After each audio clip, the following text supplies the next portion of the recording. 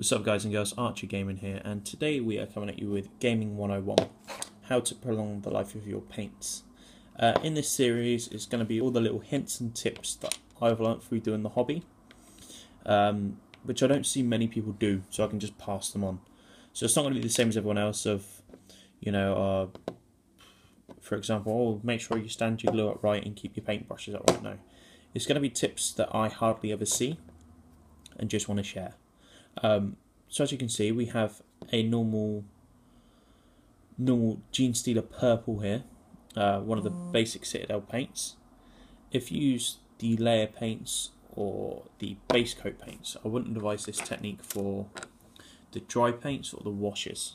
You can then use it with Vallejo still, for Vallejo pink here, and you can probably use it with other ranges as well. It's just one little tip that I find really useful. So as you can see, when you first open it, it's always separated, so that's why you always give your paints a good shake.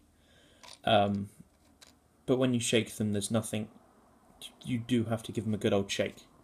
So what I tend to do is I always keep my old sprues and just chop off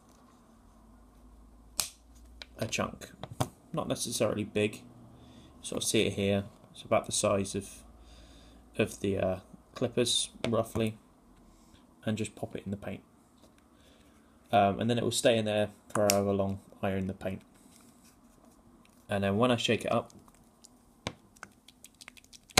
it just acts like an activator, in the same way that you could put a metal ball bearing in there or anything really. I just use a little bit of plastic sprue because it doesn't cost anything.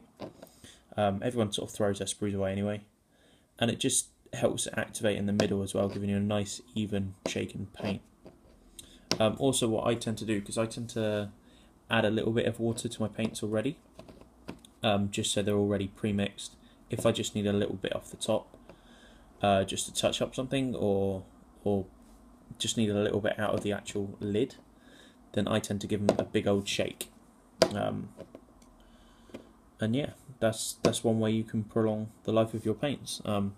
It is in most of my paints. With the metallic ones, it is better to leave maybe a bit of a bigger chunk or put two small ones in there, just where they need that bit more extra shaking.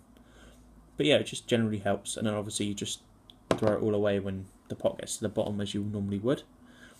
The only issue with this is when you pour it out, if you're doing it a lot, then sometimes you do get the little bit of plastic come out with the paint. In that case, just use a bit of scrap cardboard or another bit of sprue and just flick it out, put it back in the pot, or just throw it in a bin and replace it. But yeah guys, that was my tip for today. Once again, this is all part of my charity 24-hour upload on behalf of Scope and NSPCC. Please don't forget to donate below. We still have that painted copy of Imperial Salt up for grabs, and we have a Q&A at 7 o'clock this evening UK time, so don't forget to leave some questions in for that. Anyway guys, thank you ever so much for watching, and we will catch you in the next video. Bye.